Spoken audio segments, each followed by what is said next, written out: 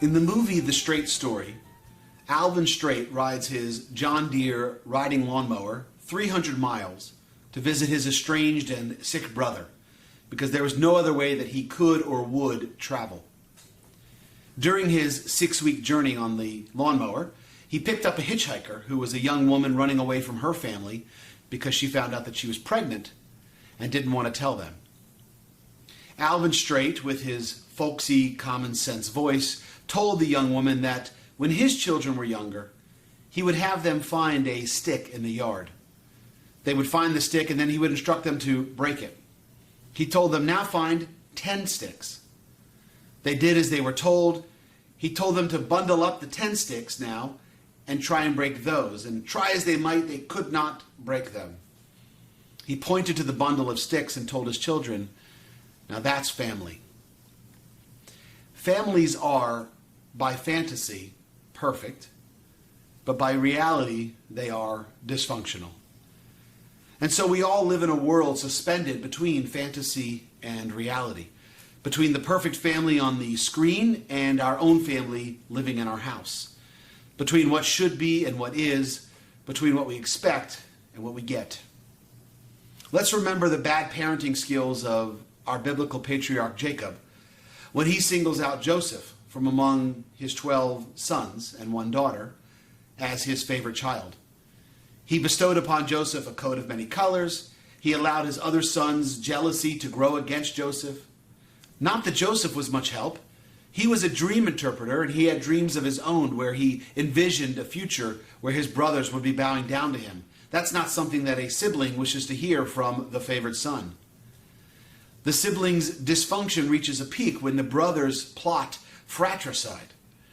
But they decide at the last minute that instead of killing Joseph, they would rather sell him off as a slave. Jacob, the father, of course, was also partly at fault. Joseph was partly at fault for his arrogance, and the brothers bear the bulk of the blame for their awful behavior. We're going to skip way ahead to a later time when Joseph is later a ruler in Egypt. He's the right-hand man to Pharaoh. He's in charge of the food storage and distribution program during a time when the area was ravaged by famine. The 11 remaining brothers living in Canaan come to Egypt. They request residency because Egypt was the only place with food at that time. And of course, unbeknownst to the brothers, they were asking help from their long-estranged brother Joseph, who they didn't recognize. Still incognito, Joseph decides to test his brother's loyalty to one another. He plants a silver goblet in the backpack of his brother Benjamin, and when it's discovered, he sentences Benjamin to death. His brothers plead to reconsider the sentence, and Judah offers himself to be killed in Benjamin's stead. It's at this point, as we're going to read in next week's portion, that Joseph reveals his identity to his brothers, because he now knows that they've changed. He sees that they have grown older and wiser, more concerned and loving. And this is the powerful lesson we learn from Joseph in this week's portion, Miketz. We learn that people change. People grow up and they change, hopefully for the better. We are dynamic beings which react and respond to our environment over time. We learn, we love, we lose, we become different people.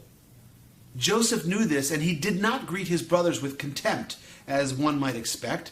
Rather, he met them with an open mind and an open heart.